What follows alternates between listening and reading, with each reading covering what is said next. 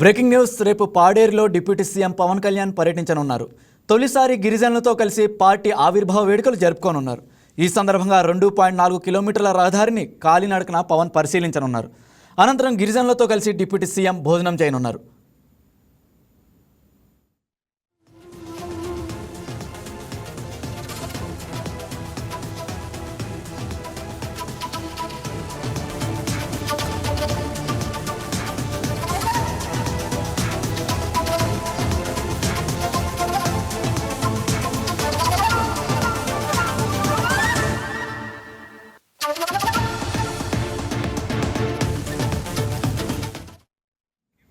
రేపు పాడేరులో deputy CM Pawan Kalyan పర్యటించనున్నారు. తొలిసారి గిరిజనులతో కలిసి పార్టీ ఆవిర్భావ వేడుకలు జరుపుకోనున్నారు. ఈ సందర్భంగా 2.4 కిలోమీటర్ల రహదారిని కాలినడకన పవన్ పరిశీలించనున్నారు. అనంతరం గిరిజనులతో కలిసి డిప్యూటీ సీఎం భోజనం చేయనున్నారు. ఇక పవన్ పర్యటనకు సంబంధించి పూర్తి సమాచారం మా స్పెషల్ కరెస్పాండెంట్ రాజేష్ అందిస్తారు.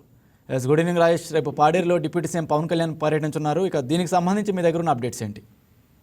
రాజ్ కుమార్, డిప్యూటీ సీఎం పవన్ కళ్యాణ్ 13వ ఆవిర్భావ సభలను రేపు గిరిజనులతో అయితే జరుపుకోబోతున్నారు. అయితే రాష్ట్ర స్థాయి జనసేన ఆవిర్భావ సభని రద్దు చేసి మండలాల వారీగా, జిల్లాల వారీగా కూడా జనసేన పార్టీ ఆవిర్భావ సభలు నిర్వహించాలంటూ కూడా ఇప్పటికే పవన్ కళ్యాణ్ అయితే పార్టీ నాయకులకు ఆదేశాలు జారీ చేశారు. అయితే రేపు ప్రధానంగా డిప్యూటీ సీఎం అయితే కొన్ని గిరిజన ప్రాంతమైన పాడేరు నియోజకవర్గంలో నందిగురు గ్రామ ప్రజలతో అయితే పవన్ కళ్యాణ్ ఈ పార్టీ సభ ఆవిర్భావ వేడుకల్లో పాల్గొనబోతున్నారు. 13వ ఆవిర్భావ సభకు సంబంధించి పవన్ కళ్యాణ్ పర్యటనకు సంబంధించి అన్ని ఏర్పాట్లు ఇప్పటికే అటు నాయకులు పూర్తి చేశారు. అంటే ప్రధానంగా కూటమి గవర్నమెంట్ అధికారంలోకి వచ్చిన తర్వాత ప్రత్యేకంగా గిరిజన ప్రాంతాల మీద పవన్ కళ్యాణ్ ప్రత్యేక ఫోకస్ చేశారు. అడవి తల్లి బాటపత్తి పేరుతో అటు కేంద్ర ప్రభుత్వానికి ప్రధానమంత్రి జన్మన్ పథకం కింద గిరిజన ప్రాంతాల్లో ప్రత్యేకంగా రోడ్ల నిర్మాణం మీద పవన్ కళ్యాణ్ ఫోకస్ చేశారు. అందులో భాగంగా పాడేరు నియోజకవర్గం నందిగురు గ్రామంలో దాదాపు 2.4 కిలోమీటర్ల రహదారిని కూటమి గవర్నమెంట్ వచ్చిన తర్వాత నిర్మించారు. దాని మీద ప్రత్యేకంగా ఆ రహదారిని పవన్ కళ్యాణ్ అయితే పర్యటించబోతున్నారు. అది మొత్తం కూడా విజిట్ చేసిన అనంతరం కూడా అద్దెతల్ల భారత కార్యక్రమం ద్వారా నిర్మాణం పూర్తయిన మరికొన్ని ప్రదేశాలను కూడా పవన్ కళ్యాణ్ అయితే విజిట్ చేయబోతున్నారు. దాంతో పాటు నందిగూరు గ్రామ ప్రజలకు సంబంధించి ప్రత్యేకంగా ఆ గిరిజన ప్రాంతంలో ఉన్న పరిస్థితులు వారితో కలిసి భోజనం చేయనున్నారు. ఇంకా అంతేకాకుండా పార్టీ శ్రేణులకు సంబంధించి ఇప్పటికే పూర్తిగా ఆవిర్భావ దినోత్సవాన్ని ఓనూరు జంక్షన్ లో ప్రత్యేకంగా జెండా ఆవిష్కరణ చేయనున్నారు. అక్కడ డిప్యూటీ సీఎం పవన్ కళ్యాణ్ అయితే పార్టిసిపేట్ చేస్తారు. అంటే పూర్తిగా తొలిసారి పార్టీ ఆవిర్భావ సభను పవన్ కళ్యాణ్ డిఫరెంట్ గా కూడా జరుపుకుంటున్నారని చెప్పుకోవచ్చు. ఇప్పటి వరకు కూడా రాష్ట్ర స్థాయి బహిరంగ సభలు పెట్టారు ఆవిర్భావ సంబంధించి. కానీ కూటమి ప్రభుత్వం అధికారంలోకి వచ్చిన తర్వాత నిత్యం అటు డిప్యూటీ సీఎం గా అలాగే పంచాయతీ శాఖ మంత్రిగా అయిన తర్వాత పూర్తిగా పాలన మీద ప్రత్యేకంగా ఫోకస్ చేశారు. అంతేకాకుండా గిరిజన ప్రాంతాలు ఎక్కడైతే కనీస రోడ్డు వ్యవస్థ లేదో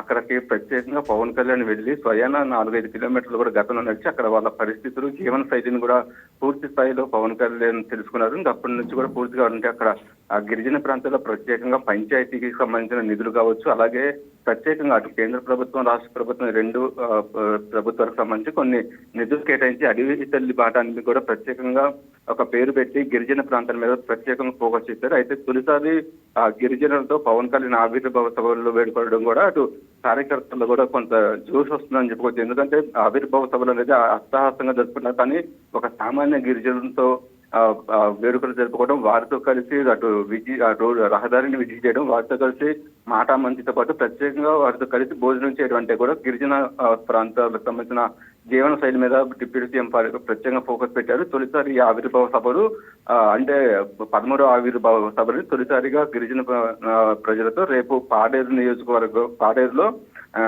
నందిగురు గ్రామంలో గిరిజనుల మధ్య అయితే పవన్ కళ్యాణ్ జరుపుకోబోతున్నారు. దానికి సంబంధించి ఇప్పటికే అన్ని ఏర్పాట్లు కూడా పూర్తయినాయి. రాజ్ కుమార్.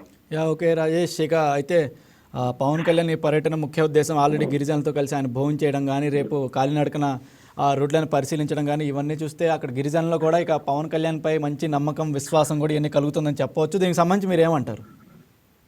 ఖచ్చితంగా డిప్యూటీ సీఎం అయినాక పూర్తిగా గిరిజన ప్రాంతాల మీద ప్రత్యేకంగా ఫోకస్ పెట్టి, అంతేకాకుండా ఆ ప్రత్యేకంగా కేంద్రం నుంచి గిరిజనకు సంబంధించి పిఎం జన్మన్ పథకానికి సంబంధించి అనేక నిధులు తీసుకురావడంలో పవన్ కళ్యాణ్ కీలక పాత్ర పోషించారు. దాంతో పాటు అక్కడ గిరిజన ఏజెన్సీకి సంబంధించిన ఏదైతే అక్కడ రహదారి కావచ్చు, అలాగే వాళ్ళకి సంబంధించిన ప్రత్యేకంగా కొన్ని గిరిజన గ్రామాలకి కరెంటు లేని గ్రామాలు కూడా ఉన్నాయి.